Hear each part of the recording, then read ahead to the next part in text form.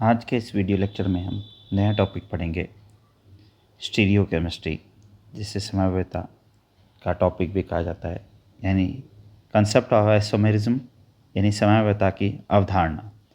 रसायन विज्ञान में कई ऐसे यौगिक होते हैं जिनके अणुसूत्र समान होते हैं किंतु गुण सर्वथा भिन्न होते हैं, यानी ऐसे यौगिक जिनके आणविक सूत्र तो समान हो किंतु उनके भौतिक व रासायनिक अथवा दोनों प्रकार के गुण भिन्न भिन्न हो, वो आइसोमर या आइसोमेराइड्स कहलाते हैं।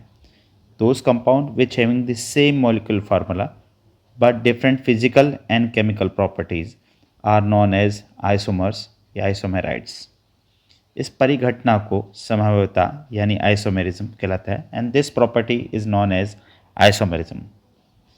Means those compound which having the same molecular formula but different physical and chemical properties are known as isomers, and this properties is known as isomerism।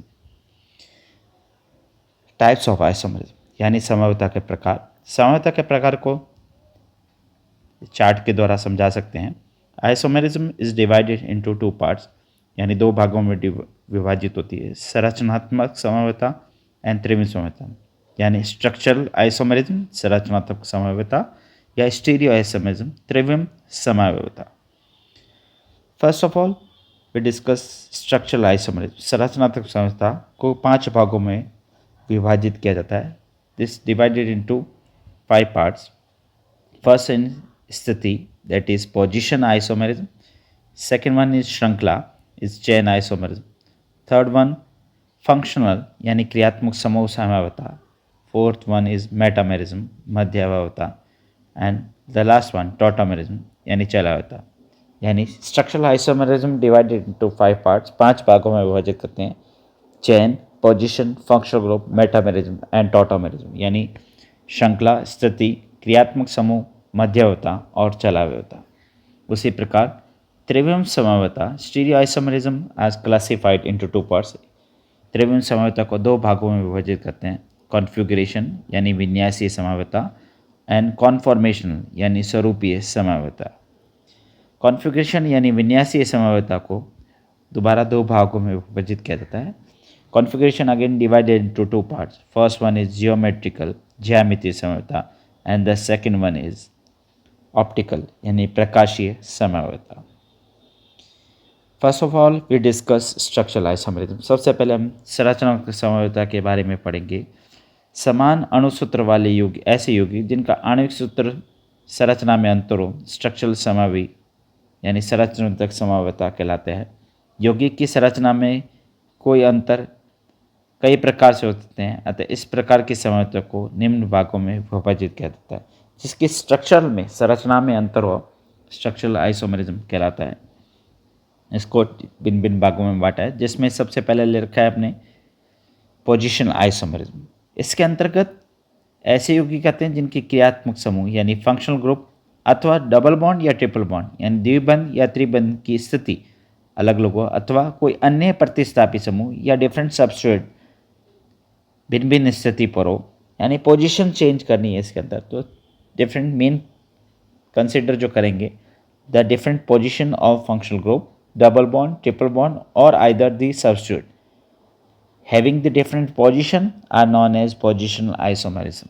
उदाहरण के लिए पहला लेते हैं 1 propanol and second one is 2 propanol. 1 propanol में alcohol की position है वो फर्स्ट पे, एंड सेकेंड एग्जाम्पल में 1 and 2 अल्कोहल की पोजीशन सेकंड पे है, जबकि आणविक सूत्र C3H8O है।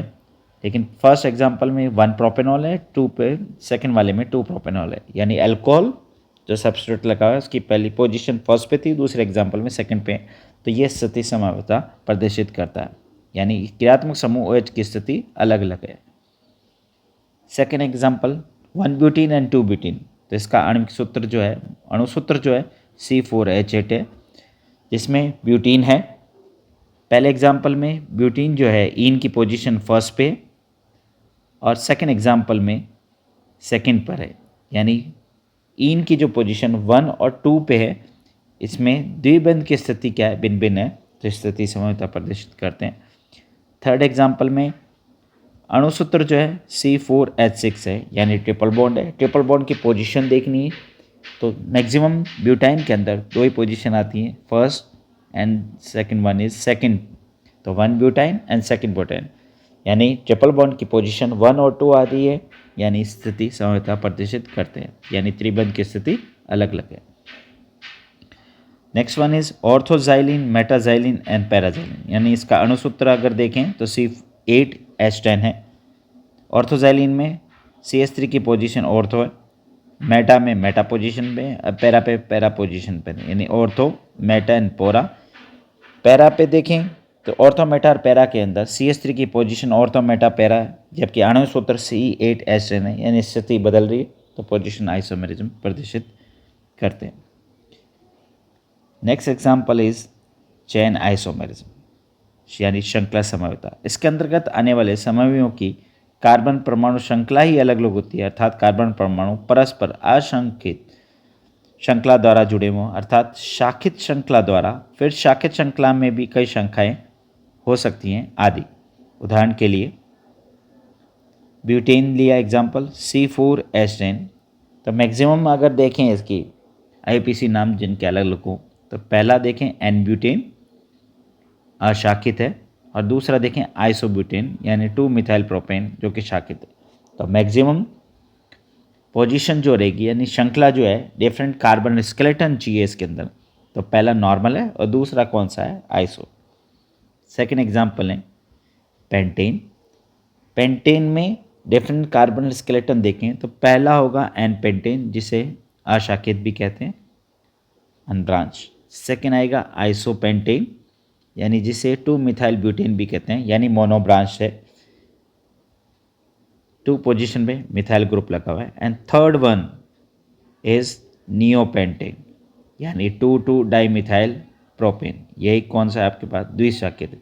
तो पेंटेन के अंदर चेन कार्बन स्केलेटन देखें तो 3 तरह का, नॉर्मल, आइसो एंड नियो, यानी pentane normal, two methyl butane, and third one is two two dimethyl propane. उपरोक्त दोनों प्रकार के समवेता में चूंकि क्रियात्मक समूह वही होते हैं, केवल उसकी स्थिति अथवा श्रृंखला में अंतर है, अतः उनके रासायनिक गुणों में विशेष अंतर नहीं होता, भौतिक गुणों में तो अंतर होता ही।